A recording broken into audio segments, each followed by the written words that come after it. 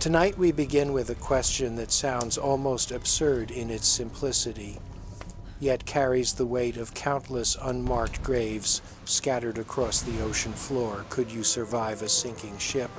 Before you confidently nod your head and picture yourself coolly strapping on a life vest like some Hollywood hero, let's be brutally honest about what actually happens when thousands of tons of steel begin their inexorable journey to the bottom of the sea. Forget the romantic images of orchestras playing as the sun sets. Forget the notion that you'll have time to write heartfelt letters or share meaningful glances with fellow passengers. The reality of a maritime disaster is a symphony of chaos, composed of screaming metal, rising water, failing electrical systems, and the primal panic of hundreds or thousands of people, all realizing simultaneously that the laws of physics don't care about their vacation plans, their families waiting at home, or their absolute certainty that disasters happen to other people.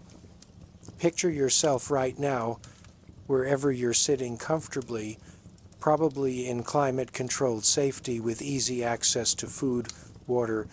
and emergency services, just a phone call away. Now imagine that comfort stripped away in seconds, replaced by a tilting floor, darkness punctuated only by emergency lighting that may or may not work, and the cold realization that the nearest help is miles away across an ocean that has swallowed ships since humans first had the audacity to challenge it with floating wood.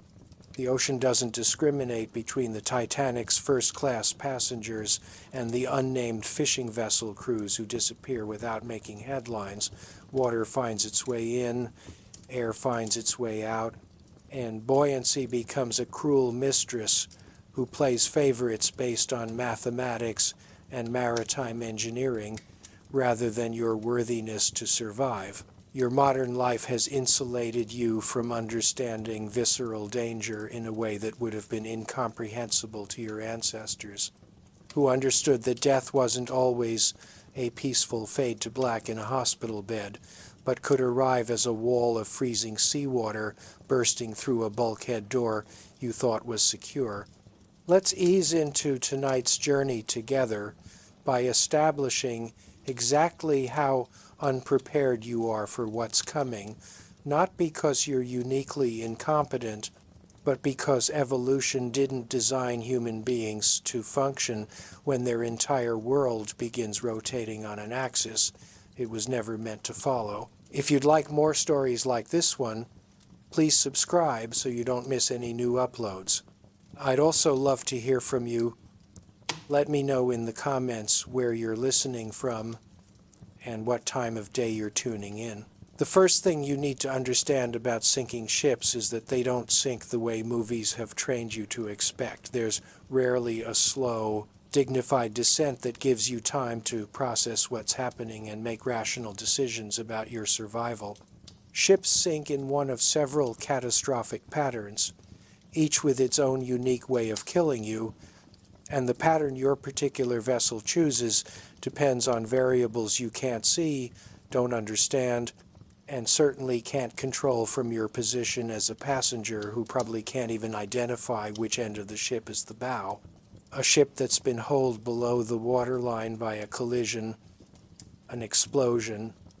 or structural failure will begin taking on water in compartments you didn't know existed, while pumps you've never seen struggle against mathematics that always wins in the end. Water is heavy, approximately 8 pounds per gallon, and a breach that seems manageable at first can flood a compartment with thousands of tons in minutes. The ship's stability depends on a precise center of gravity, and as water pours into spaces that were meant to contain air, cargo, or fuel, that center shifts in ways that the original designers tried to account for but can never fully predict in real-world conditions with real-world damage. You'll feel it first as a subtle wrongness, a sense that the floor isn't quite where your body expects it to be. The same disorienting feeling you get in an elevator that starts moving, except this elevator isn't going to stop and level out. It's going to keep tilting until the laws of physics overcome the laws of maritime engineering. Modern ships are compartmentalized, divided into watertight sections that can be sealed off to isolate damage. But here's what the safety briefing you ignored didn't tell you. Those watertight doors weigh hundreds of pounds, require hydraulic or electric power to operate, and in a real emergency might trap you on the wrong side while water rises around your knees, then your waist, then your chest. The ship's crew trained for this scenario, ran drills, memorized procedures, but training happens in daylight with all systems functioning and no one actually dying. The reality involves darkness, failed communications, conflicting orders shouted over alarms, and the gradual realization that the procedures aren't working because this particular disaster isn't following the script. Meanwhile, you're trying to remember where your muster station is, assuming you even attended the safety drill that most passengers treat as an annoying delay before the buffet opens, and you're doing this while the floor tilts another 5 degrees and someone's dropped suitcase becomes a projectile that could crack your skull open. The ship's public address system might be working, might be broadcasting calm instructions from the bridge, or might be playing a pre-recorded message on loop while the bridge crew are too busy trying to save the ship to update you on whether you should be panicking. Yet, spoiler alert, you should absolutely be panicking, but in a controlled, purposeful way that your psychology isn't equipped to produce when your amygdala is screaming that you're about to die. Water doesn't care about your nationality, your wealth, your fitness level, or how many survival documentaries you've watched from the comfort of your couch. It finds the lowest point, follows the path of least resistance, and converts potential energy into the kinetic energy of your drowning with perfect efficiency. Let's talk about the life vest you're supposed to put on, that bright orange beacon of false security that cruise lines market as your ticket to survival, when in reality it's just a slightly more buoyant shroud for your corpse. You've seen them in the safety demonstrations, watched as a cheerful crew member showed you how to pull the straps tight, blow into the tube to inflate it manually if the automatic inflation fails,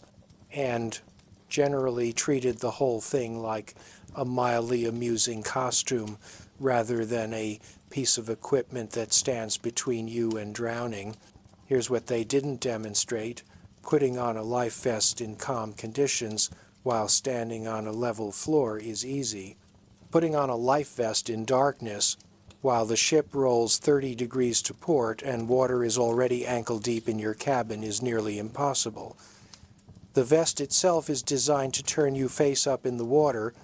which sounds great until you realize that face up assumes you're conscious and not already suffering from hypothermia that's shutting down your motor functions,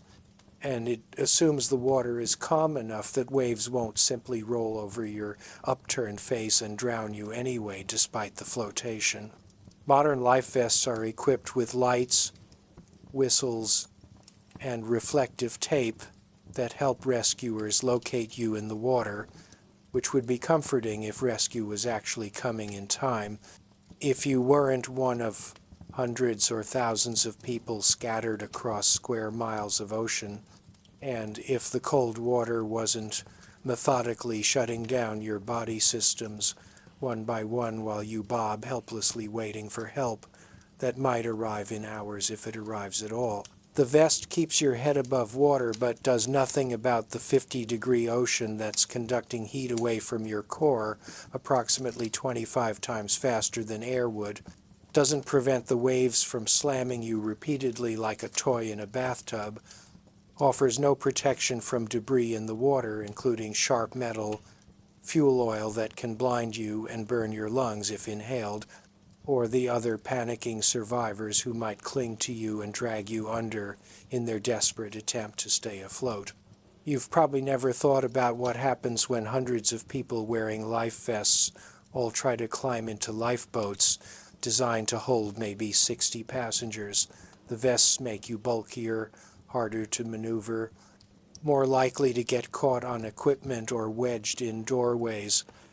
And in the chaos of a sinking ship, that added bulk might be the difference between making it to the boat and being left behind when it launches without you. The psychological comfort of having the vest on is real, gives you something to focus on, makes you feel like you've taken a concrete step toward survival, but that comfort is a lie because the vest alone won't save you. It just delays your death long enough to make it more drawn out and terrifying than a quick drowning might have been. Now you're making your way toward your muster station, assuming you can even find it through corridors that suddenly look nothing like they did when you were casually exploring the ship with a cocktail in hand yesterday. The ship is listing, that's the nautical term for tilting to one side, and every instinct in your body is screaming that the floor is wrong, that gravity has betrayed you, that the walls shouldn't be at this angle. Your inner ear, that marvel of evolutionary engineering that usually keeps you balanced and oriented, is now completely confused because it evolved to work on stable ground, not on a platform that's rotating on multiple axes simultaneously. The nausea hits you like a wave, not the gentle seasickness you might have experienced earlier in the voyage, but a profound vertigo that makes you want to close your eyes and pretend this isn't happening. Except closing your eyes means you can't see the obstacles in your path or the people pushing past you in their own desperate journey to wherever they think safety might be. The corridor ahead of you is a surreal landscape where down is no longer directly beneath your feet, but at an angle that gets steeper with each passing minute. What started as a barely noticeable tilt has progressed to maybe 15 degrees, then 20, and you're finding that walking is no longer walking, but rather a strange combination of climbing and sliding, where you're simultaneously fighting gravity's pull toward the low side while trying not to lose your balance on the increasingly steep incline. Other passengers are in the corridor with you, some moving with purpose toward their assigned stations, others clearly lost and looking for any crew member who might tell them what to do, and still others who have given up on following procedures and are simply trying to get topside to reach open air and daylight, operating on the primal instinct that being trapped below deck on a sinking ship is a death sentence. You pass cabin doors that have been left open in people's haste to evacuate, revealing glimpses of the chaos inside luggage spilled across floors, personal belongings scattered and forgotten, and in one particularly disturbing instance, you see an elderly passenger who hasn't managed to leave their cabin, sitting on the bed with a confused expression that suggests they don't fully comprehend what's happening, or perhaps have simply decided that attempting to evacuate is beyond their physical capabilities. The emergency lighting flickers, making the whole scene strobe like some nightmarish dance club, and you notice that water is beginning to seep under some of the doors at the low end of the corridor, dark and oily looking, carrying with it the smell of diesel fuel and machinery that should never mix with living spaces. The handrails that are supposed to help you maintain your balance are now at odd angles, sometimes above your head, sometimes uncomfortably low, and you notice that some passengers have abandoned traditional walking altogether and are instead crawling or climbing, using door frames and handrails as improvised ladder rungs on a ship that's slowly transforming from a horizontal structure into a vertical one. You finally reach the deck, burst through a door that required all your strength to push open against the list, and now you're facing something your mind struggles to process. The ocean is wrong. Not wrong in the sense that it's doing something the ocean shouldn't do, but wrong in the sense that it's suddenly way too close, way too present, no longer safely below the railing, but visible at an angle that makes your stomach drop because you realize the ship is already much lower in the water than it should be. The deck itself has become a tilted plane where people are scrambling upward toward the high side, away from the water that's already washing over the low side. And you notice immediately that the organized evacuation procedures you half listened to during the safety briefing have completely broken down into something far more primal. There are lifeboats, yes, but they're not being loaded in the calm, orderly fashion that maritime law requires. Instead, you're watching a scene that would be almost comedic if it weren't so horrifying.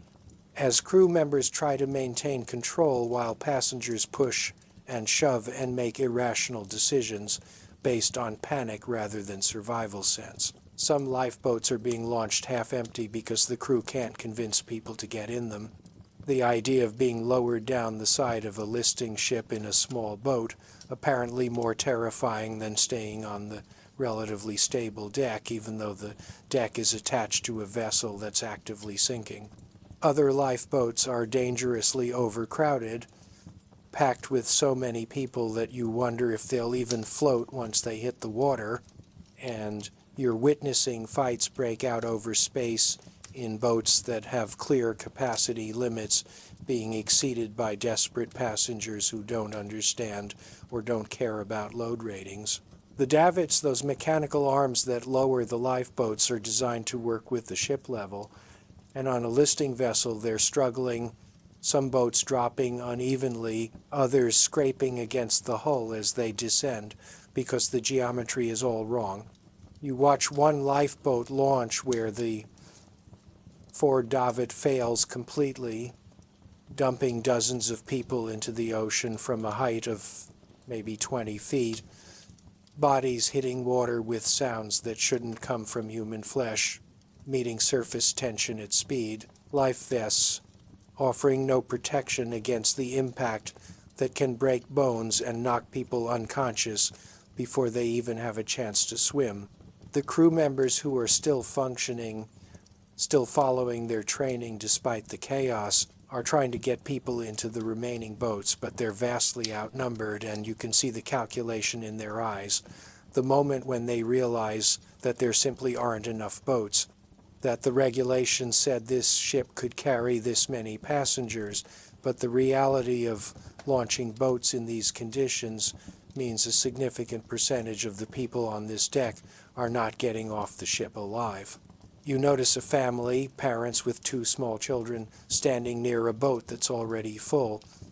and you watch as the father tries to hand his children to someone in the boat, begging them to take the kids even if there's no room for the adults.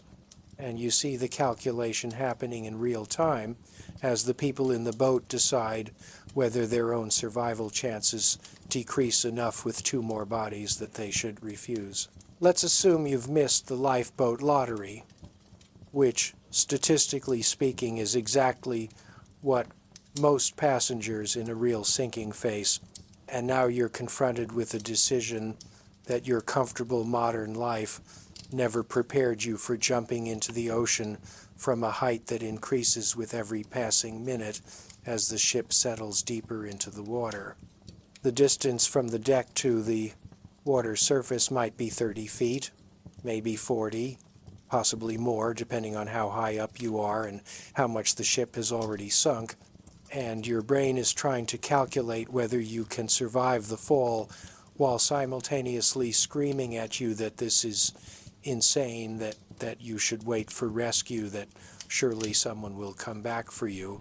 But the physics of jumping from height into water are brutally unforgiving in ways that Hollywood has completely failed to communicate through decades of action heroes casually diving from ridiculous heights with no consequences. Water at speed is not soft, not forgiving, not the welcoming embrace. You might imagine surface tension at these velocities makes it nearly as hard as concrete, and the angle at which you enter matters enormously because going in wrong can break your neck, knock you unconscious, or cause internal injuries that will kill you even if you don't drown immediately. The optimal entry is feet first, legs together, body vertical, arms protecting your head and face,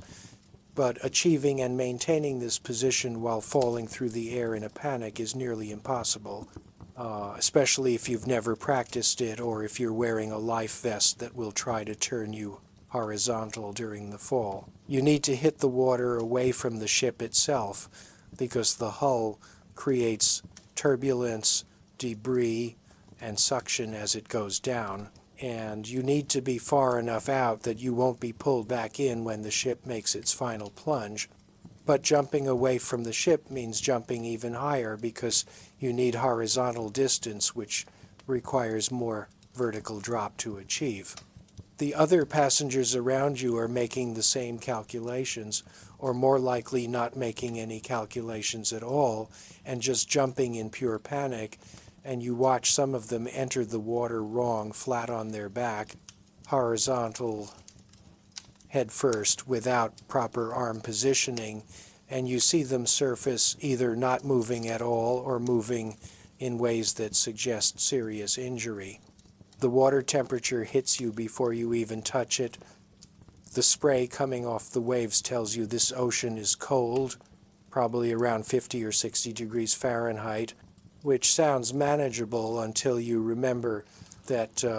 human core temperature is 98.6 degrees and your body will lose heat to water approximately 25 times faster than it would to air of the same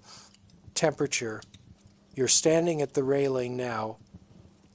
or more accurately clinging to the railing because the deck is tilted enough that standing normally is impossible, and you're trying to time your jump to hit water rather than hull, to miss the debris field, to avoid the other people who've already jumped, and you're realizing that this decision needs to be made now, right now, immediately, because waiting another minute means the ship will be deeper, the fall will be longer, and the suction from the sinking vessel will be stronger. You jumped, or maybe you fell, or perhaps the ship rolled enough that the distinction became academic, and now you're in the water experiencing a shock to your system that makes every other physical sensation you've ever felt seem like a gentle suggestion by comparison. The cold hits you like a physical blow, not gradually but all at once,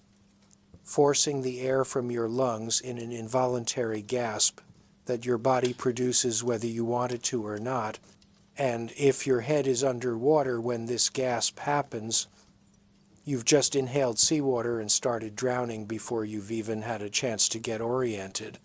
This is called cold shock response, and it's killed more people than hypothermia itself because it happens immediately upon immersion, triggers an uncontrollable breathing response, and can cause cardiac arrest in people whose hearts were already stressed by the panic and exertion of evacuating a sinking ship. Your body is now fighting you,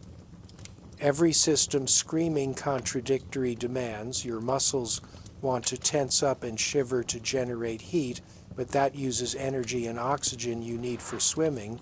Your breathing has become rapid and shallow, making it hard to stay calm and conserve air, and your blood vessels are constricting to preserve core temperature, which raises your blood pressure and makes your heart work harder at exactly the moment when it needs to be working less. The life vest is keeping you afloat, but your position in the water is terrible. Waves are breaking over your face, and you're discovering that floating is not the same as being comfortable or even being safe, because the ocean is not a swimming pool. It's a dynamic environment with swells, chop, and the occasional wave that's larger than the others, and appears without warning to smack you in the face and up your nose and down your throat. You need to swim away from the ship, need to put distance between yourself and the massive steel structure that's still sinking, and will create a suction effect as it displaces its volume on the way down. But swimming in a life vest while clothed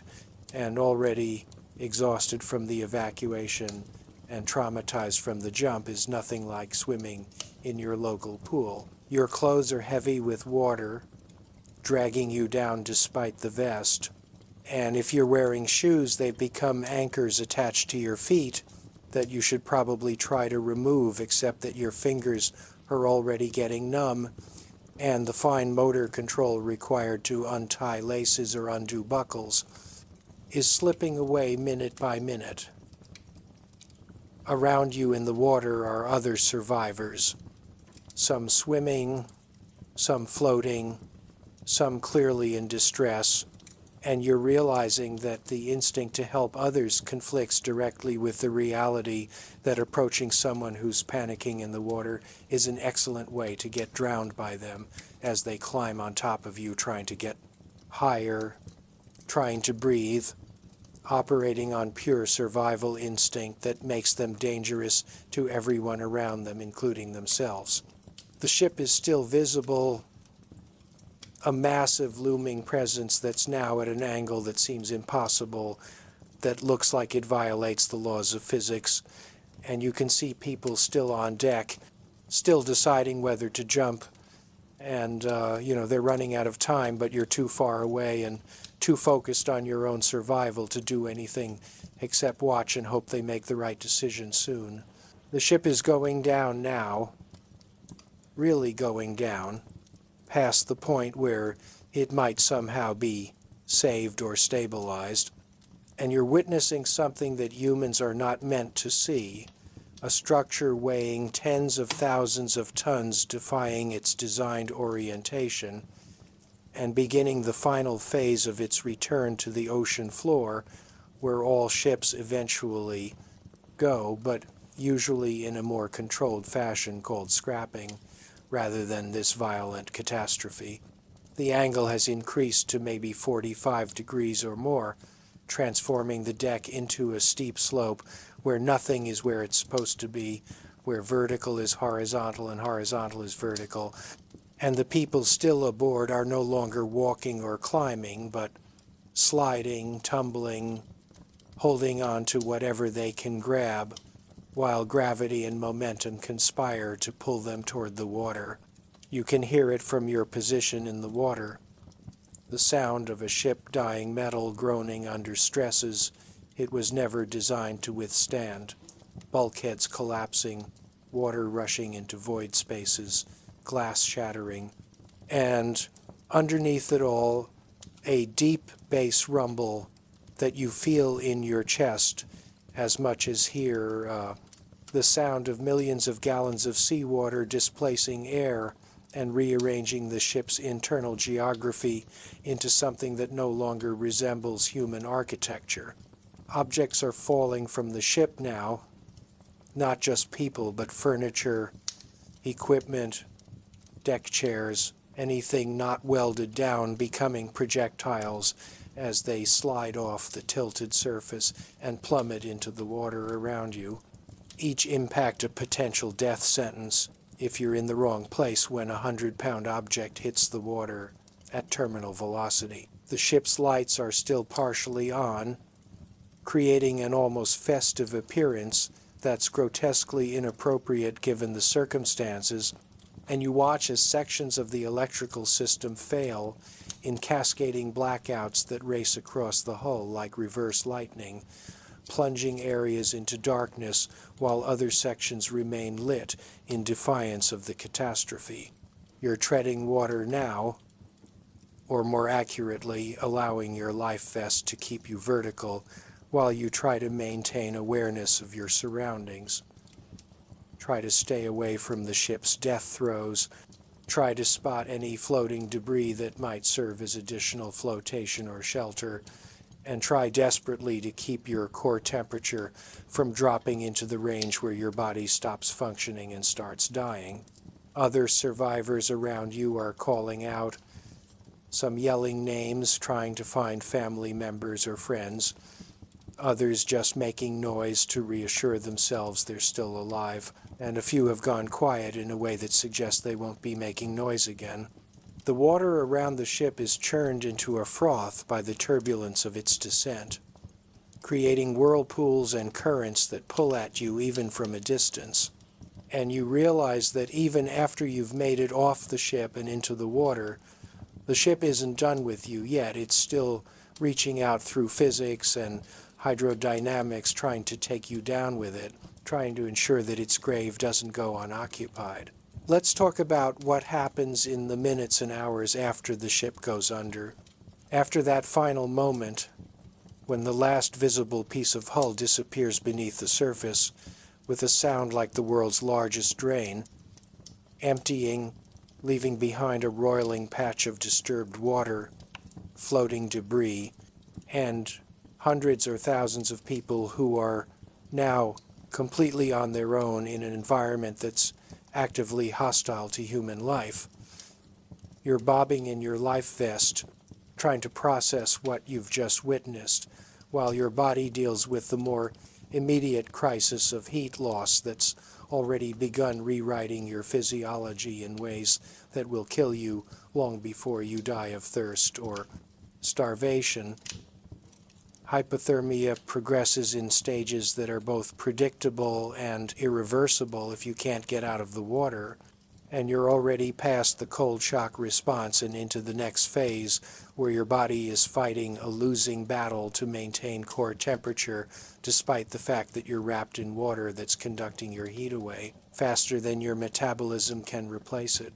Your extremities are going numb first, fingers and toes losing sensation and coordination, which seems like a minor inconvenience until you realize that your ability to grab floating debris, adjust your life vest, or signal for rescue depends entirely on those fingers working properly. Your core temperature is dropping from its normal 98.6 degrees toward 95 degrees, at which point you'll enter mild hypothermia and start experiencing confusion, loss of coordination, and increasingly poor decision-making that can cause you to make fatal choices like removing your life vest because you're experiencing a paradoxical sensation of being too warm. The shivering that started immediately when you hit the water will become more violent, your muscles producing heat through involuntary contractions, but this process burns through your energy reserves and actually accelerates your cooling in the long run because the movement brings cold blood from your extremities back to your core. Around you in the water, other survivors are going through the same physiological progression, though at different rates depending on their body composition, clothing, and pre-existing physical condition. Children cool faster than adults because they have a higher surface area to volume ratio. Thin people cool faster than heavy people because body fat provides insulation. And elderly people cool faster because their circulatory systems don't respond as efficiently to cold stress. You're trying to conserve energy, trying to stay calm, trying to remember everything you've ever heard about surviving in cold water. But your brain is already starting to work less efficiently as your core temperature drops and reduces blood flow to your extremities, including your skull, and you're finding that complex thoughts are becoming harder to maintain, that you're having trouble remembering why you're in the water or what you should be doing next. Rescue, if it comes at all, will take hours at minimum, possibly days, depending on how quickly the ship was able to send a distress signal, how accurately that signal conveyed your position, what other vessels are in the area, and what the weather conditions allow in terms of search and rescue operations. Modern maritime law requires ships to carry emergency position indicating radio beacons that automatically activate when submerged and broadcast your location to satellites. But there's a difference between rescue authorities knowing roughly where you are and actually being able to extract hundreds or thousands of people from the ocean before they die of hypothermia or drowning or any of the other ways. That exposure can kill you.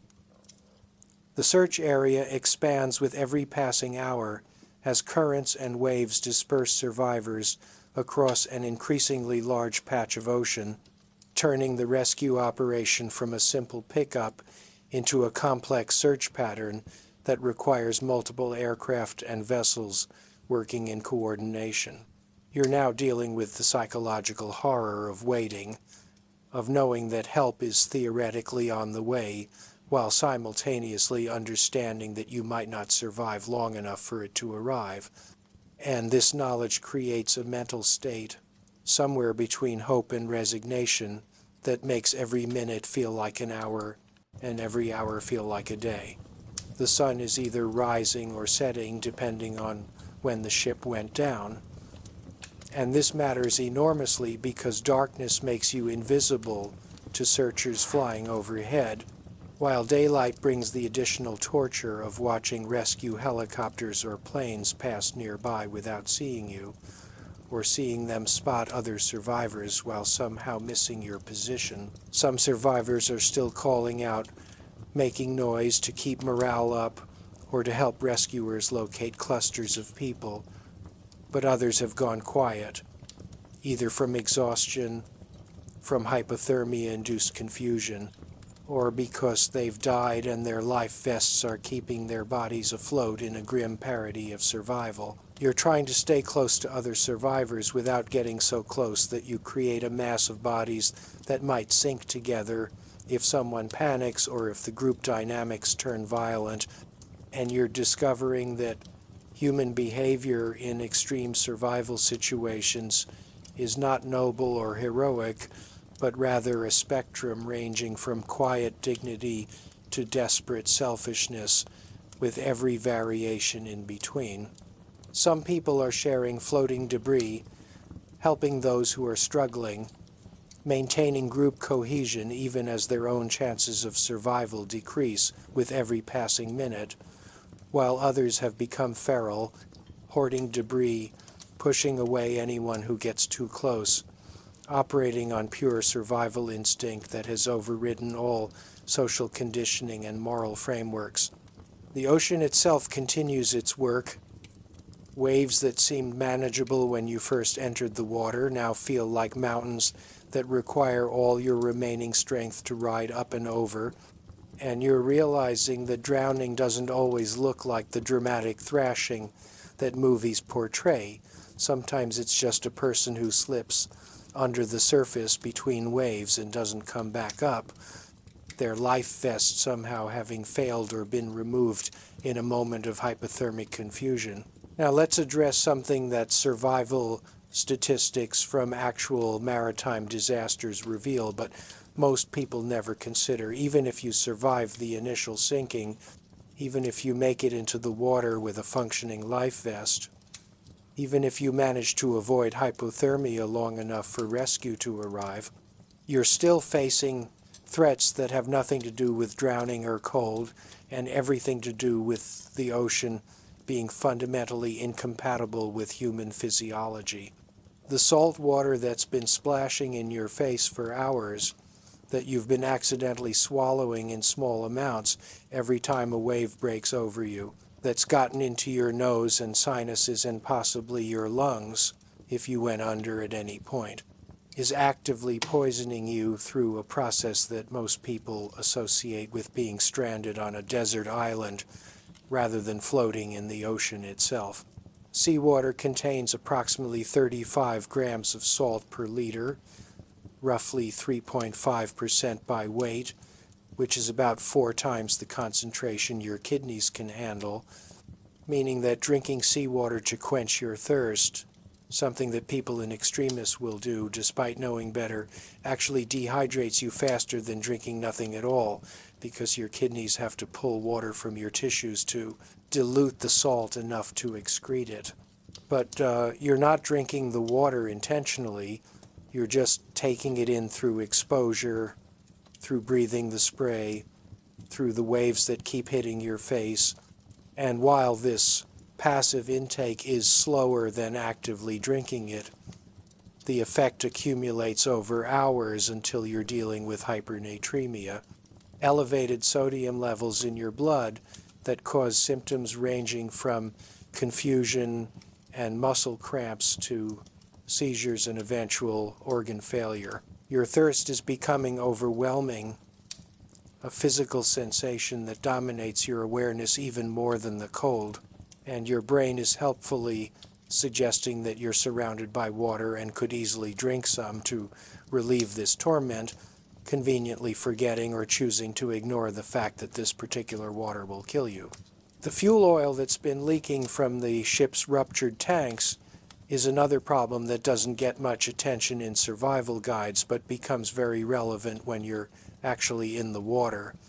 The oil creates a slick on the surface that you can't avoid. It gets on your skin and in your eyes and in your mouth, and it's toxic in ways that range from immediate chemical burns on sensitive tissues to longer-term effects if you survive long enough to worry about cancer or organ damage. The oil makes you more visible to searchers, which is good, but it also makes breathing more difficult because the fumes are choking and the film on the water disrupts the normal surface tension dynamics that help waves break cleanly, creating instead a greasy soup that's harder to breathe through and that coats your face with a layer of hydrocarbon sludge that burns and itches and generally makes an already intolerable situation worse. The psychological aspects of survival in water are perhaps even more brutal than the physical challenges, because while your body is dealing with cold and salt and exhaustion, your mind is simultaneously confronting the reality that you're floating in an environment where help might never arrive, where every minute that passes reduces your chances of survival, and where you're surrounded by other people going through the same crisis, which means you're constantly witnessing the worst possible preview of your own likely fate. Time distortion becomes severe. You've been in the water for what feels like days, but might only be a few hours. Or conversely, what feels like 30 minutes of focused survival effort turns out to have been 3 or 4 hours of your limited survival window. And this uncertainty about temporal progression makes it impossible to gauge how much longer you need to hold on, or whether you've already held on longer than is reasonable to expect rescue. The psychological defense mechanisms that normally protect you from overwhelming stress start to break down as your core temperature drops and your brain chemistry shifts, leading to hallucinations that can range from seeing rescue ships on the horizon that don't exist, to conversations with people who aren't there, to a general sense of detachment from your body where you're observing yourself from outside, watching yourself die with a strange clinical interest rather than the panic you'd expect. Some survivors report a sense of peace or acceptance that settles over them as hypothermia progresses, a feeling that dying in the ocean isn't actually so bad, that they're just very tired, and if they close their eyes for a moment everything will be fine. And this feeling is probably the most dangerous psychological state you can enter, because it's your brain's way of making death easier to accept when survival becomes statistically unlikely. You're surrounded by social proof that death is normal and acceptable. You've watched other survivors stop moving, stop responding, slip under the surface, or simply float in their life vests with their heads lolling forward in ways that clearly indicate they're no longer conscious or perhaps no longer alive. And each death you witness makes your own death seem less catastrophic, less like a unique tragedy, and more like just the next iteration of a pattern that's been repeating around you for hours. The darkness, if it's night, or the bright sun, if it's day, both create their own forms of psychological torture. Darkness means you can't see what's around you, can't judge distances, can't tell if that dark shape in the water is debris or a body, or perhaps a shark attracted by the unusual activity, while daylight means you can see everything, including the vast empty horizon in all directions, with no land visible and no rescue ships, and nothing but ocean extending to the limits of your vision, in a demonstration of your absolute isolation and insignificance. Let's talk about marine life, because the ocean isn't empty and you're not alone in the water. And while shark attacks get all the media attention and create most of the phobia around ocean disasters, the reality of what's actually likely to encounter you in the water is both less dramatic and somehow more disturbing than being eaten by a predator. The truth is that sharks are not particularly interested in humans, don't find us especially appetizing, and most species would rather avoid us entirely. But you're in an unusual situation where there's blood in the water from injuries sustained during the evacuation, where there's unusual surface activity from hundreds of people thrashing around,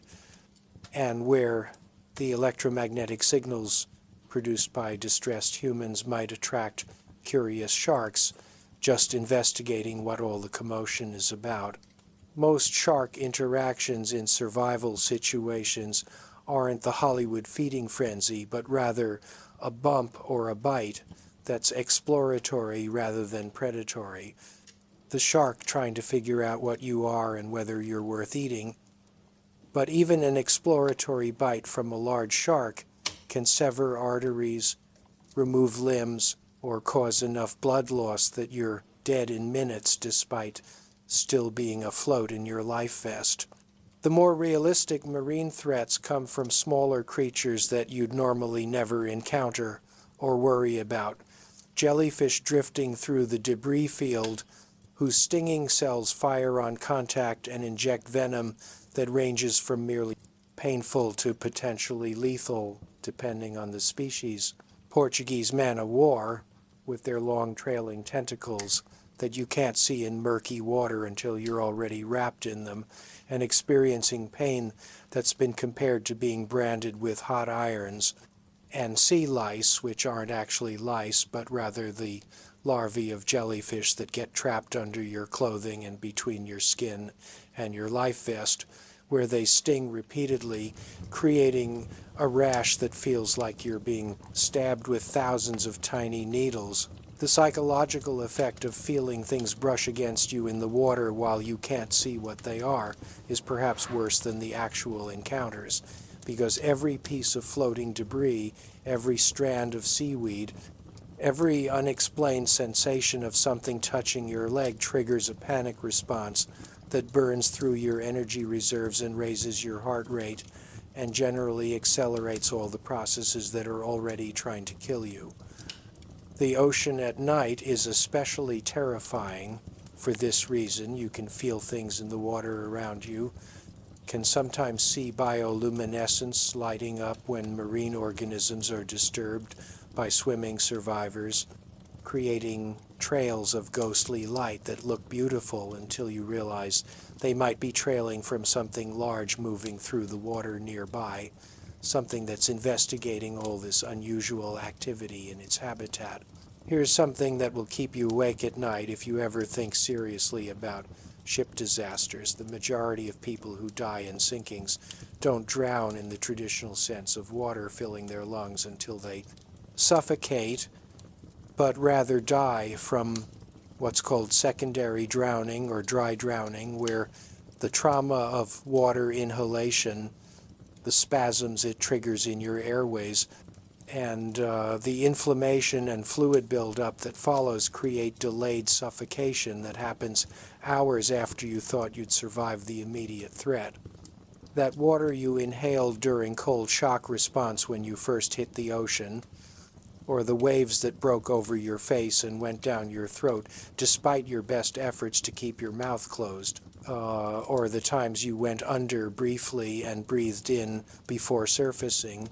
all of that water has damaged the delicate tissues of your lungs and initiated an inflammatory cascade that's progressively filling your alveoli, the tiny air sacs where oxygen exchange happens, with fluid produced by your own body's immune response. You're essentially drowning from the inside out. And the really terrifying part is that this process is invisible from the outside until the very end, when your blood oxygen levels drop so low that you lose consciousness. And by that point, there's nothing you or anyone around you can do about it without immediate medical intervention involving oxygen, intubation, and probably a ventilator, none of which are available while you're floating in the ocean. Your breathing has gradually become more labored over the past hours. You're coughing more frequently, and if you were paying attention, you'd notice that your cough is producing pink-tinged, frothy sputum that indicates pulmonary edema, but you're probably too cold and exhausted and focused on other aspects of survival to register what this means. The human body is remarkably resilient and remarkably fragile. Simultaneously, you can survive days without food, days without fresh water, hours without sleep,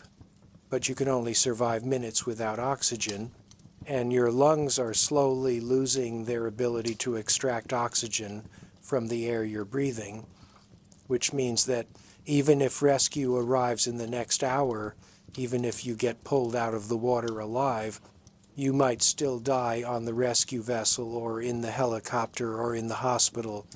from acute respiratory distress syndrome triggered by your time in the ocean. Some survivors of maritime disasters report a strange sensation in the hours before rescue, a tightness in their chest, and a feeling that breathing is requiring more conscious effort than it should, like having to manually control something that's normally automatic.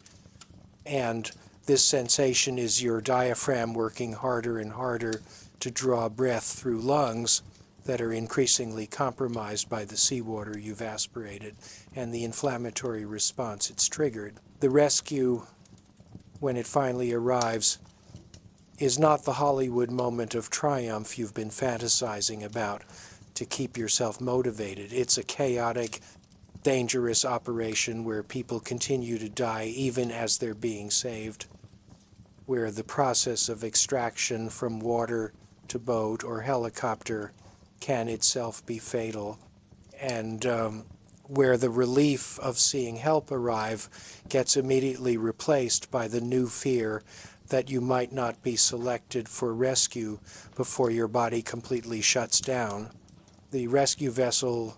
whether it's a ship or a helicopter, can't just pull everyone out of the water simultaneously. There are capacity limits, operational constraints,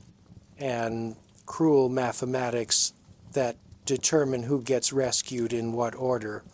The most visible survivors get picked up first, which means if you're conscious and actively signaling, you have a better chance than someone who's floating passively, even if that passive floater is closer to the rescue vessel. And this creates moral dilemmas in real time as rescuers decide whether to spend precious time trying to revive someone who might already be dead or to focus on saving people who are clearly still viable. If you're being rescued by helicopter, the process involves a rescue swimmer jumping into the ocean with you,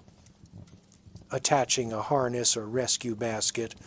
and then both of you being winched up to the aircraft while spinning uncontrollably and getting battered by rotor wash that turns the sea surface into a maelstrom of spray and noise. Your hypothermic body, with its reduced motor control and coordination, makes every step of this process more difficult and dangerous. You might not be able to grab the rescue basket. might not be able to hold the position needed for the harness, might lose consciousness during the ascent and fall back into the water if the rescue swimmer doesn't have you properly secured. If you're being rescued by boat, the process involves being hauled up the side of a vessel that's rolling in the waves, your waterlogged body weighing significantly more than it did when dry, your hands too numb to maintain grip on ropes or ladders, and the very real possibility that a wave will slam you into the hull with enough force to break bones or cause internal injuries right at the moment when you thought you were safe. Some survivors panic during rescue, fighting against the rescuers, because their hypothermic confusion makes them unable to process what's happening, or because the physical contact triggers a reflexive defensive response, and these struggles can result in the rescuer having to make the difficult decision to temporarily abandon that survivor and move on to someone who's more cooperative, even though the struggling survivor's behavior is a symptom of their medical emergency rather than actual resistance. The rescue, when it finally arrives, is not the Hollywood moment of triumph you've been fantasizing about to keep yourself motivated. It's a chaotic, dangerous operation where people continue to die even as they're being saved, where the process of extraction from water to boat or helicopter can itself be fatal, and where the relief of seeing help arrive gets immediately replaced by the new fear that you might not be selected for rescue before your body completely shuts down. The rescue vessel, whether it's a ship or a helicopter, can't just pull everyone out of the water simultaneously. There are capacity limits, operational constraints, and cruel mathematics that determine who gets rescued in what order. The most visible survivors get picked up first,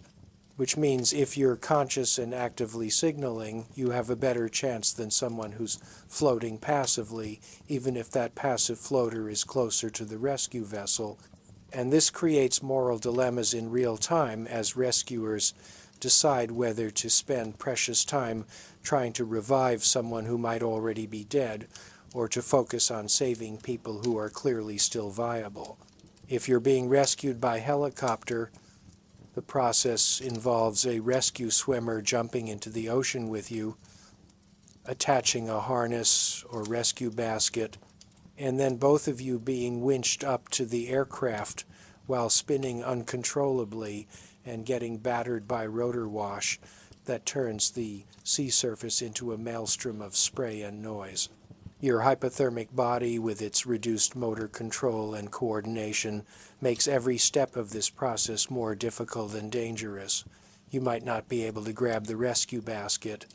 might not be able to hold the position needed for the harness, might lose consciousness during the ascent and fall back into the water if the rescue swimmer doesn't have you properly secured. If you're being rescued by boat, the process involves being hauled up the side of a vessel that's rolling in the waves, your waterlogged body weighing significantly more than it did when dry, your hands too numb to maintain grip on ropes or ladders, and the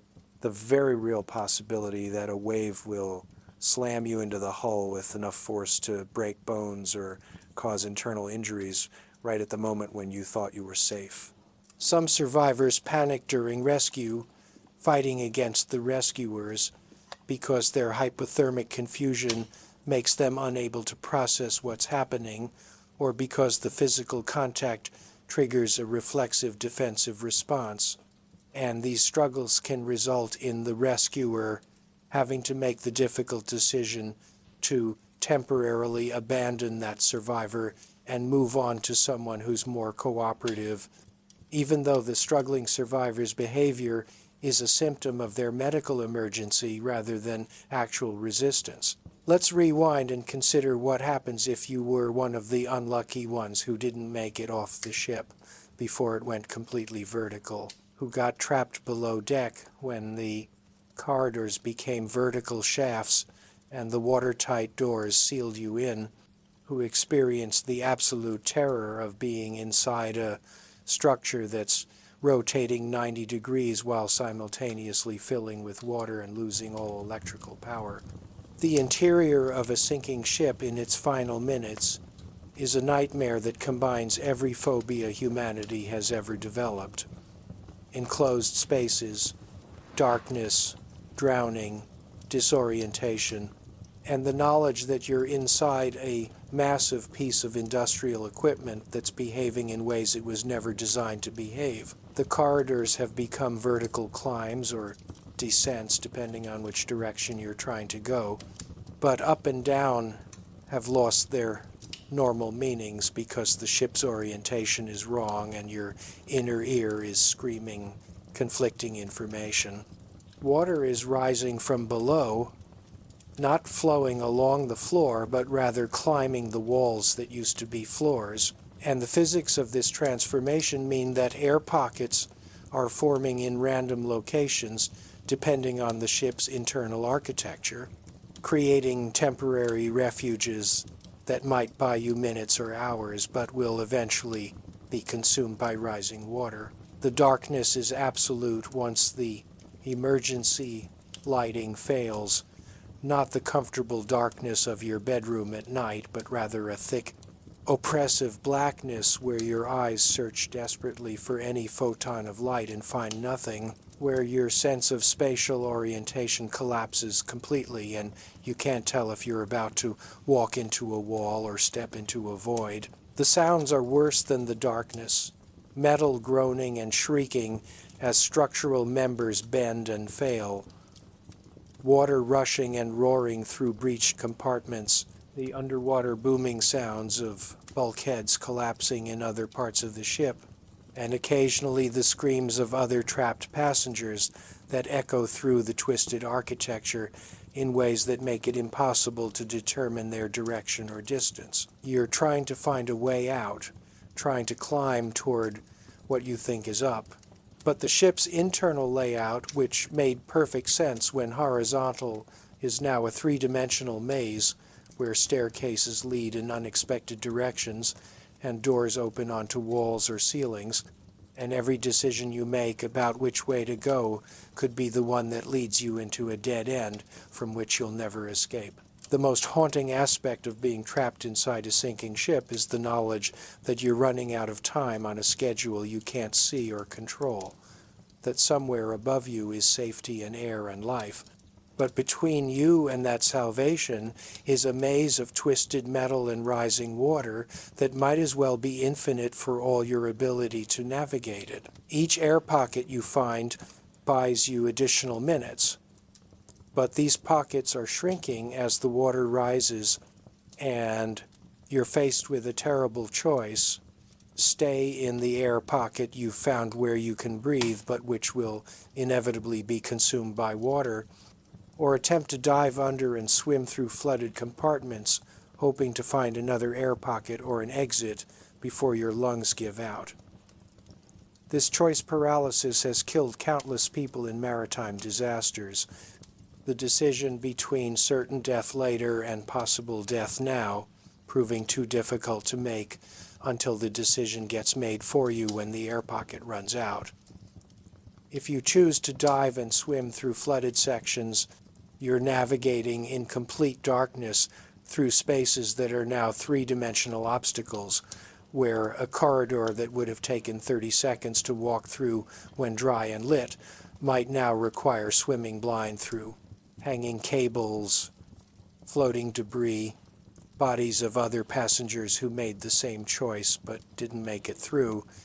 and the constant risk that you'll get disoriented and swim in the wrong direction, using up your limited air supply to travel away from safety rather than toward it. The water inside the ship is murky with fuel oil, suspended particles, and disturbed sediment from the ship's ballast tanks, making visibility effectively zero even if you had a working light source,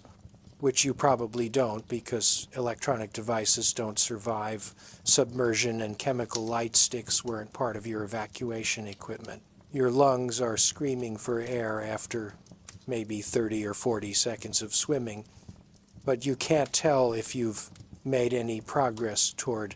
an exit. Can't tell if the pressure you feel against your hands is a door that might open or a wall that won't yield. And you're making decisions in a state of oxygen deprivation that impairs your judgment while literally every second counts. Some survivors report that they made multiple attempts at swimming through flooded sections, surfacing in new air pockets, catching their breath, and then diving again, essentially playing a lethal game of three-dimensional navigation where each failure to reach the next air pocket would mean drowning, but each success buys just enough time to attempt the next passage. Now let's discuss the crew, because while you've been focused entirely on your own survival, there are people on this ship whose actual job is to manage this disaster, and they're dealing with impossible decisions, inadequate training for scenarios, this catastrophic, and the knowledge that their professional and moral obligations require them to prioritize passenger safety over their own survival. The captain and senior officers are on the bridge trying to coordinate an evacuation they know is going to fail to save everyone, communicating with rescue authorities who might be hours away, making decisions about when to abandon ship, that balance giving people maximum time to evacuate against the risk that waiting too long will trap the crew members who need to be last off. The junior crew members are scattered throughout the ship trying to guide passengers to muster stations, maintain order in situations where order has completely broken down, and operate equipment that may or may not still be functioning as the ship systems progressively fail. Some crew members are performing heroically, staying at their posts well beyond the point where they could reasonably save themselves, helping passengers into lifeboats that they themselves will never board, going back into flooded compartments to search for trapped passengers, despite knowing this probably means their own death. Other crew members have abandoned their responsibilities and are trying to save themselves, which is understandable from a survival perspective but creates additional chaos as passengers who were depending on professional guidance suddenly find themselves on their own. The crew members who work in the engine room or other machinery spaces are facing unique horrors when the order comes to abandon their posts. They have to make their way up through a ship that's flooding and tilting, while everyone else is also trying to move upward, meaning they're fighting against the flow of evacuating passengers and might not make it to the deck before the ship goes completely vertical. Maritime tradition says the captain goes down with the ship, which is a romantic notion that disguises the fact that many captains in real disasters survive not through cowardice, but through the simple mathematics of being on the bridge, which is usually one of the highest points on the vessel and therefore one of the last areas to flood. But this survival comes with its own burden of having to live with the decisions made during the crisis and the knowledge of how many people died under your command. Let's address the grim statistics that maritime safety organizations would prefer the public not dwell on too much, even on modern ships, with all their safety improvements and regulations and inspection regimes. The survival rate in major sinking events is far lower than the cruise industry's marketing materials would have you believe. The Titanic had a survival rate of approximately 32%, and while that disaster was over a century ago and maritime safety has improved dramatically since then, more recent sinkings show that survival rates remain distressingly low when factors like water temperature, distance from shore, response time, and time of day align in unfavorable ways. The Costa Concordia disaster in 2012 killed 32 people, despite occurring in relatively warm water close to shore in an era of satellite communications and helicopter rescue, and the death toll would have been far higher if the ship hadn't come to rest partially on its side in shallow water rather than sinking completely. The truth is that maritime disasters remain fundamentally difficult to survive because ships sink in water which is hostile to human life, often far from immediate help, and the window for successful evacuation is measured in minutes or hours rather than the days of survival time you might have in other types of disasters like building collapses or wilderness survival scenarios. Your chances of survival correlate directly with factors mostly outside your control. Were you near the muster station when the alarm sounded? Were you on an upper deck versus trapped below? Did you happen to have warm clothes on when the evacuation started? Were you physically fit enough to climb tilted corridors and jump from dangerous heights? Did you get to a lifeboat early enough in the evacuation? Was the water cold enough to kill through hypothermia before rescue arrived? The people who survive maritime disasters aren't necessarily the bravest or smartest or most prepared. Often they're simply the luckiest, the ones who happened to be in the right place when things went wrong, who made decisions that turned out to be correct more through chance than skill, who avoided the falling debris and the crushing crowds and the mechanical failures that killed people who were equally deserving of survival. This randomness is perhaps the most disturbing aspect of ship sinkings. The knowledge that your survival might come down to which stairwell you chose to use, whether the wave happened to break over your face at the moment you inhaled or exhaled, whether the rescue helicopter spotted you versus the person floating 20 feet away,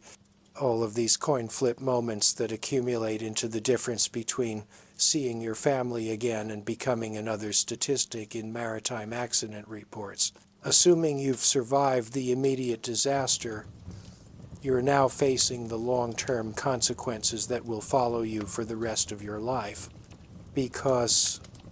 maritime disasters don't end when the rescue is complete. They continue in courtrooms, in therapy sessions, in nightmares, and in the physical disabilities that result from hours of exposure to cold water and traumatic injury.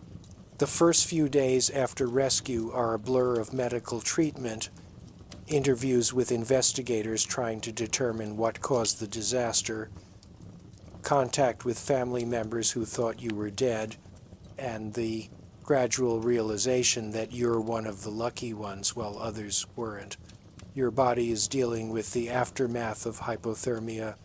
which might include frostbite damage to extremities that could require amputation, kidney damage from the stress of maintaining core temperature, lung damage from aspirated seawater, and a cardiovascular system that's been pushed far beyond its design limits and might never fully recover. The psychological trauma manifests in ways that are both predictable and uniquely personal. Post-traumatic stress disorder is almost guaranteed, presenting as flashbacks triggered by innocuous stimuli like the sound of running water or the feeling of cold air. Nightmares that replay the disaster or create new variations on the horror you experienced, and a persistent state of hypervigilance where you're constantly scanning for threats and unable to feel truly safe even in environments that are objectively secure. Some survivors develop a phobia of water that extends beyond oceans to include swimming pools, bathtubs, even rain, while others become obsessed with maritime safety to the point where they spend hours researching ship design, evacuation procedures, and accident statistics in a compulsive attempt to understand what happened and ensure it never happens to them again. The survivor's guilt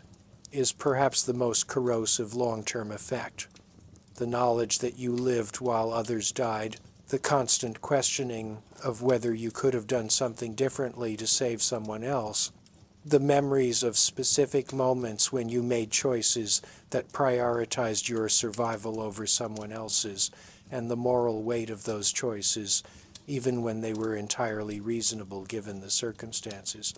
You'll find yourself unable to enjoy simple pleasures without feeling guilty that you're alive to experience them while others aren't, unable to celebrate holidays or birthdays without thinking about the families who lost members in the disaster, and perhaps most painfully,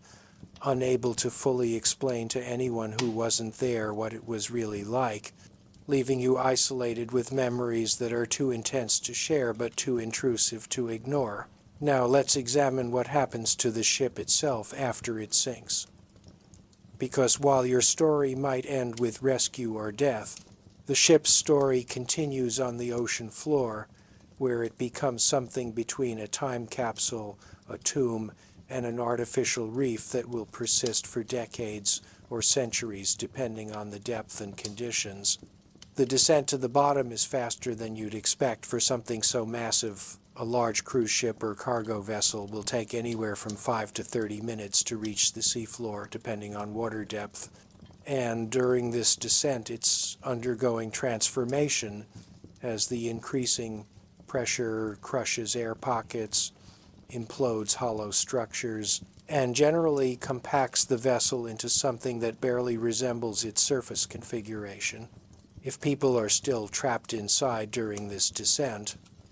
they're experiencing a death that's mercifully quick as the pressure differential reaches lethal levels long before the ship reaches bottom,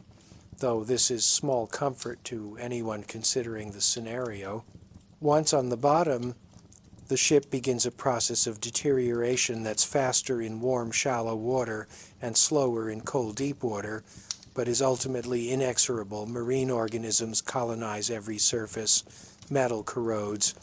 organic materials decompose, and the structure gradually collapses in on itself as corrosion weakens structural members and currents undermine foundations. The ship becomes an archaeological site before it's even finished sinking, preserving a snapshot of life at the moment of disaster, personal belongings still in cabins, meals left on tables in the dining room, emergency equipment deployed but never used, all gradually being claimed by the ocean and transformed into something that's part ship and part reef. For survivors and families of victims, the knowledge that the ship is down there somewhere, that bodies might still be trapped inside or scattered across the debris field, that personal belongings are slowly being consumed by marine life, creates a strange kind of ongoing relationship with the disaster site. Some wreck sites become destinations for technical divers who want to explore the remains, creating ethical questions about whether these sites should be treated as graveyards that deserve respect and protection, or as historical artifacts that provide valuable insights into maritime disasters and should be documented before they deteriorate completely. The environmental impact of a sunken ship is also significant: fuel oil leaking from ruptured tanks, toxic materials from electronics and machinery, and the physical disruption of the seafloor ecosystem all create lasting damage that persists long after the human tragedy has faded from news coverage. Let's return to you personally and discuss something that survivors rarely talk about openly, but that's absolutely crucial to understanding the full scope of maritime disasters, the moment-to-moment choices you had to make that prioritized your own survival over helping others. The social bonds that dissolved instantly when survival became a zero-sum game, and the human behavior under extreme stress that reveals uncomfortable truths about civilization being a thin veneer over survival instinct. You probably like to think of yourself as a good person, someone who would help others in a crisis, who would make sacrifices to save strangers, who would maintain ethical standards even when things got difficult. The reality of a sinking ship tests these beliefs in ways that classroom ethics discussions never could. Because when you're presented with a choice between grabbing the last spot in a lifeboat or giving it to someone else, between helping someone who's struggling in the water and risking being pulled under yourself, between sharing your floating debris or keeping it all for yourself, the abstract principle of helping others suddenly conflicts very concretely with your body's screaming demand to survive at any cost.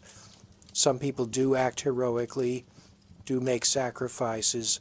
do maintain their ethical standards under pressure. We've already discussed the crew members who stayed at their posts and the passengers who helped others into lifeboats. They'd never board themselves.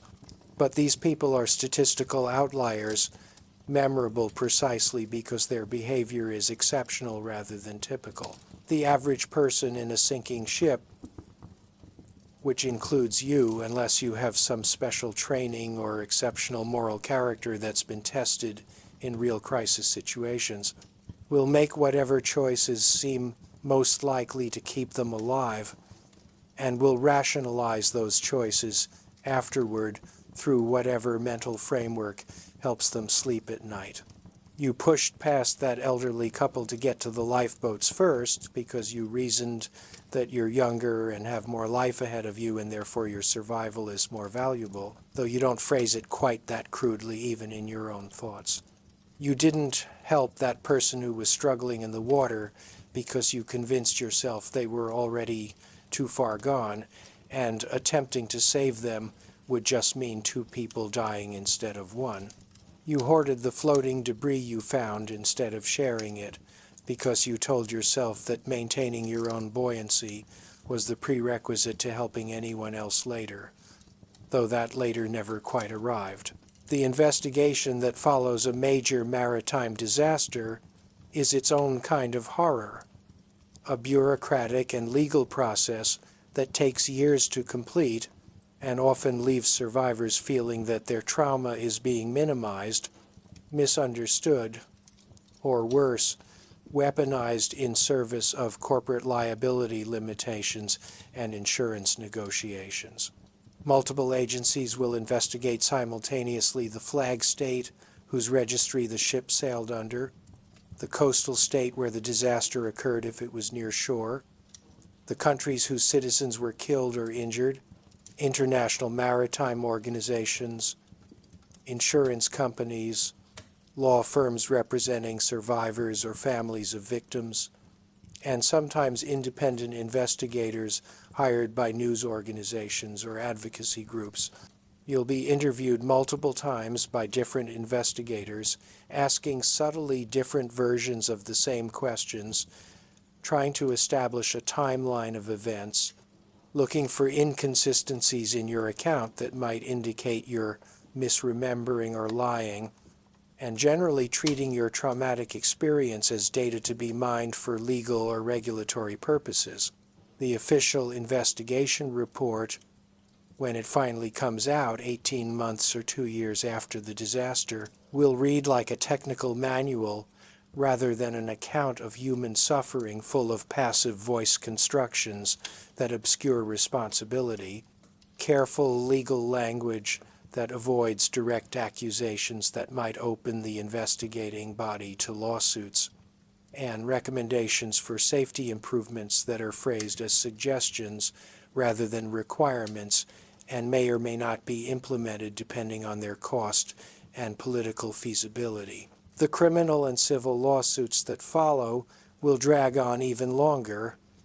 with defense attorneys picking apart survivor testimony, expert witnesses disagreeing about everything from the ship's seaworthiness to whether the captain's decisions were reasonable,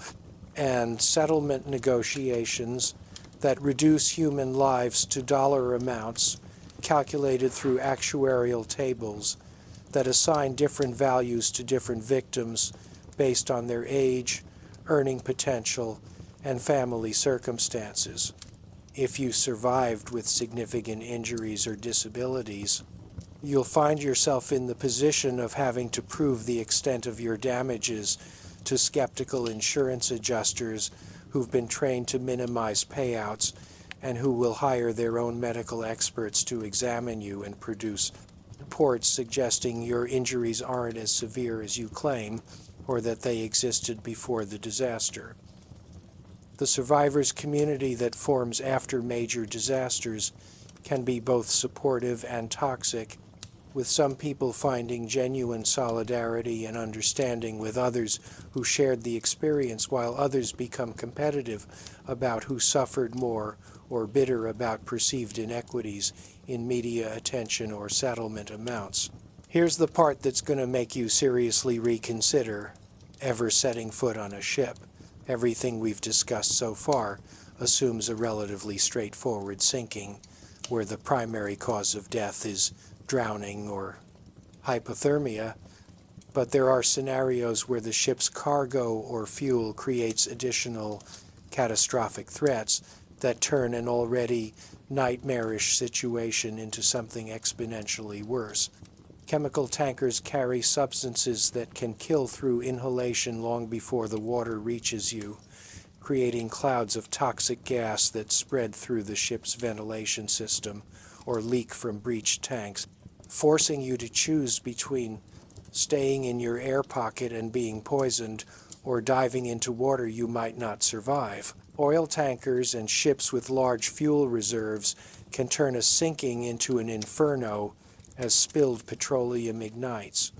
either from electrical sparks as systems fail, or from the friction of metal grinding against metal as the ship breaks apart. And now you're dealing with fire spreading across the water's surface, creating a ring of flame that makes jumping into the ocean lethal, even if you could survive the cold in the distance. Cargo ships carrying containers with unknown contents might have hazardous materials on board that react violently when exposed to seawater, creating explosions or toxic reactions that add to the chaos and make areas of the ship impassable, not because they're flooded, but because they're contaminated with chemicals or filled with smoke from fires that can't be extinguished because the ship's fire suppression systems failed when the power went out. The psychological horror of being trapped in a space where multiple modes of death are competing to kill you, first drowning, burning, poisoning, crushing, freezing, creates a level of panic that makes rational decision-making nearly impossible. And you're watching other survivors make fatal choices because they're so desperate to escape one threat that they run directly into another. Ships carrying vehicles sometimes have those vehicles break free from their moorings as the ship lists, creating thousands of pounds of rolling mass that crushes anyone in its path and blocks evacuation routes with twisted metal and shattered glass. Cruise ships with their multi-deck atriums and open interior spaces can experience cascading failures where debris and water from upper decks rain down on lower levels, turning architectural features that were designed to feel open and luxurious into vertical death traps where you're dodging falling furniture, glass, and architectural elements while simultaneously trying to navigate flooded corridors and find an exit that isn't blocked by collapsed ceilings or buckled deck plates. Let's talk about something that most people never consider when booking their cruise or cargo ship passage. The simple geographical reality that ships sink in specific locations based on shipping routes, and depending on where your particular disaster occurs, the environmental factors can make an already difficult survival situation completely impossible. A ship sinking in the North Atlantic in winter faces you with water temperatures below 40 degrees Fahrenheit, where survival time is measured in minutes rather than hours, where even the best life vest and the most perfect evacuation can't save you if rescue doesn't arrive within 30 minutes, where your body's core temperature will drop so fast that you'll lose consciousness before you even realize you're in trouble. The Southern Ocean that surrounds Antarctica is arguably even worse, with temperatures approaching freezing, waves that routinely exceed 30 feet even in calm weather,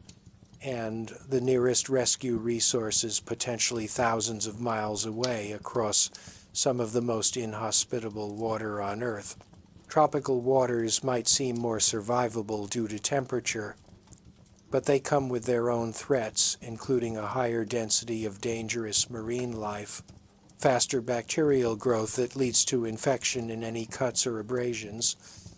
and the fact that warm water survival time is limited by dehydration and sun exposure rather than hypothermia. You might last days instead of hours, but those extra days are filled with increasing delirium, sunburn that becomes third-degree burns, and the psychological torture of being able to see rescue ships or aircraft on the horizon that never quite get close enough to spot you. Ships that sink close to shore might seem like they offer better survival odds due to proximity to rescue resources, but coastal waters come with their own hazards, including strong currents that can sweep you away from the wreck site faster than you can swim against them, breaking waves in surf zones that can batter you unconscious, and the sad irony of being close enough to see land but unable to reach it because the distance is still beyond your swimming capability, especially in your hypothermic, exhausted state. The depth of water matters too. A ship that sinks in shallow water might come to rest on the bottom before completely submerging, creating temporary refuges in parts of the vessel that remain above water, while a ship that sinks in deep ocean goes all the way down, taking any air pockets or trapped survivors with it and leaving no partial wreck for people to cling to while waiting for rescue. Here's something that should fundamentally change how you think about modern technology and safety systems. All the sophisticated equipment designed to prevent or manage ship disasters can fail simultaneously when you need it. Most. And the digital systems that were supposed to make ships safer have introduced new failure modes that didn't exist in the era of purely mechanical ships. Modern vessels are essentially floating data centers with computer systems controlling everything from navigation to engine management to ballast control. And when these systems fail, whether through hardware malfunction, software bugs, power loss, or the simple fact that seawater and electronics don't mix, the crew might find themselves unable to perform basic functions that would have been trivial on older ships. The automatic distress beacons might not activate if they're damaged during the initial incident, or they might activate but transmit incorrect position data if their GPS systems aren't functioning properly, sending rescue resources to the wrong location while you die in the water miles away. The ship's communication systems might fail completely if the electrical systems are damaged, leaving the crew unable to coordinate with rescue authorities or even communicate between different parts of the ship, forcing them to rely on runners physically moving through tilted,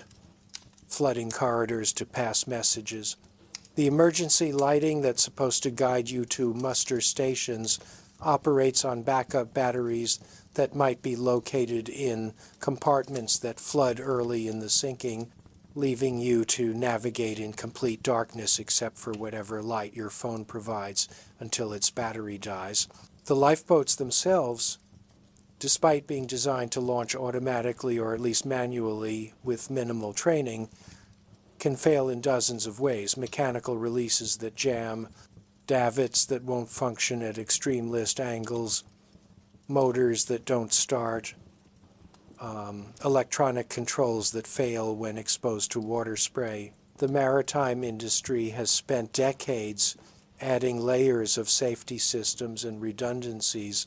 but each new system introduces its own failure modes and creates dependencies where the failure of one system cascades into the failure of others. And the net result is that modern ships might be more fragile in certain scenarios than the simpler vessels of previous eras, despite all the technological improvements. Your life vest has a water-activated light and a whistle that are supposed to help rescuers find you, but the light might not activate because the battery corroded during years of storage in humid conditions, or the whistle might not work because it's filled with water, leaving you with equipment that provides false confidence during the evacuation but fails when you actually need it. Let's address the elephant in the room that's been lurking beneath every chapter of this narrative, the fundamental existential terror of dying in the ocean, not the quick death of drowning or impact injury, but the slow death of floating in your life vest watching the sun set, knowing that rescue isn't coming in time, feeling your body temperature drop degree by degree, watching other survivors around you succumb one by one to hypothermia or exhaustion or simply giving up, and understanding with perfect clarity that you're going to die, but being unable to do anything about it except wait. This is different from other forms of death because it's so prolonged and so conscious. You have hours to think about your family, to mentally compose the messages you'd want to send them if you could, to cycle through denial and anger and bargaining and depression while never quite reaching acceptance, because some part of your brain keeps insisting that rescue could still arrive, that this can't really be how your story ends, that the universe couldn't possibly be this indifferent to your continued existence. The ocean doesn't care about your hopes or your plans or the people who love you. It's just chemistry and physics, heat transfer and buoyancy equations, salt concentration and water temperature, all combining in ways that happen to be lethal to human biology, regardless of whether you deserve to die or want to live. Other survivors around you are dealing with the same existential crisis.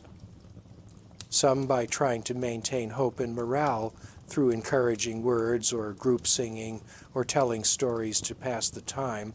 Others by withdrawing into themselves and going quiet as they make peace with their approaching death. And still others by becoming angry or bitter or irrational as their cooling brains can no longer maintain the emotional regulation that civilization depends on. You're experiencing time dilation, where each minute feels like an hour, where the interval between sunset and full darkness seems to take forever while simultaneously arriving too quickly,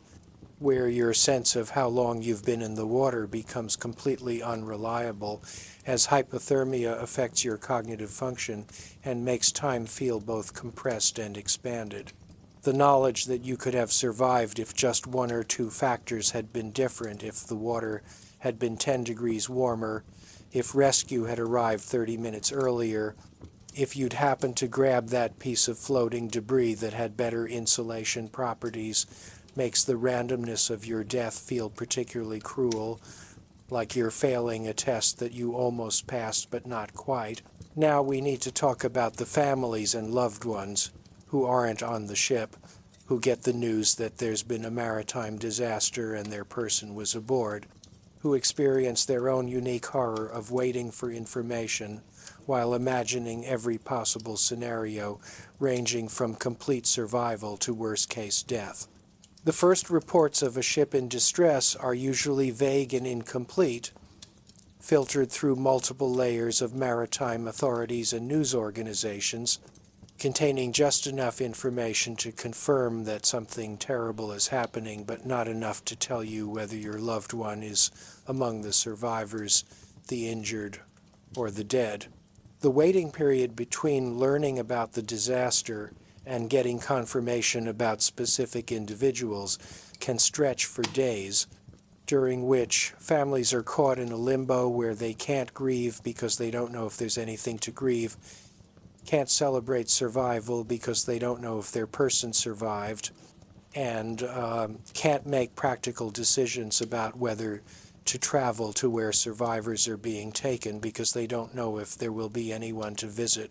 The psychological torture of this uncertainty is compounded by the media coverage that shows survivors being rescued, while you still haven't heard anything about your person, making you wonder if each silent hour means your loved one is among those who didn't make it but whose bodies haven't been recovered yet.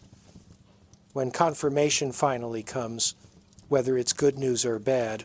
the emotional response is complicated by the fact that you've been cycling through every possibility for hours or days and have emotionally prepared for all of them and none of them simultaneously. Families of survivors deal with their own challenges. The relief of knowing their person lived is mixed with guilt about feeling happy when others are grieving, worry about the physical and psychological trauma their loved one experienced and will continue to experience, and the practical challenges of supporting someone through recovery and adjustment when you can't fully understand what they went through. Families of victims face the additional cruelty of bodies that might never be recovered from the ocean, meaning they can't have traditional funerals or burial rituals, can't have the closure that comes from seeing the body and confirming that death actually occurred, and must instead live with the permanent uncertainty that somewhere at the bottom of the ocean or floating in some current, their person's remains still exist but are inaccessible. So here we are at the end of our journey through this hypothetical disaster, and if you've been paying attention, you should now understand why the answer to our original question, could you survive a day in a sinking ship, is almost certainly no. Not because you're weak or unprepared, but because the deck is stacked against human survival in ways that have nothing to do with your character or capabilities. The ocean is not a forgiving environment. Ships are complex systems that fail in cascading ways when stressed beyond their design parameters. Human physiology is optimized for land-based survival rather than aquatic emergencies. And the rescue infrastructure that exists to save people from maritime disasters is impressive but ultimately limited by the physics of distance, time, and resource availability. Every year, ships sink, people die, and the survivors who make it through carry psychological and physical scars that never fully heal, living reminders that the veneer of safety we wrap around modern life is thinner than we want to believe. The cruise industry will continue to market ocean travel as safe and luxurious. Maritime regulations will continue to be written in blood and implemented half-heartedly until the next disaster proves them inadequate. And people will continue to book passage on ships because the statistical risk seems acceptably small when measured against the desire for adventure or the necessity of crossing oceans for work or migration. But now you know what? The statistics don't capture the visceral reality of metal screaming and water rising and cold seeping into your bones, and the absolute terror of understanding that you're going to die, not because you made bad choices, but because you happened to be in the wrong place when physics and probability aligned against you. The romanticized image of the sea as adventure and freedom coexists uneasily with its reality as an environment that's killed more humans throughout history than any predator or plague, an environment that doesn't care about your dreams or your potential or the people who love you. That simply is what it is: cold, vast, indifferent, and ultimately unforgiving of the biological limitations of terrestrial mammals who have the audacity to float across its surface in metal boxes. Your modern life has insulated you from this reality, given you the comfortable illusion that humans have conquered nature and rendered it safe through technology and planning. But the ocean is still there, still cold, still ready to reclaim any ship and any sailor or passenger who ventures onto its surface, and no amount of safety equipment or evacuation drills can fully protect you from the fundamental fact that you evolved to live on land, and the ocean knows it.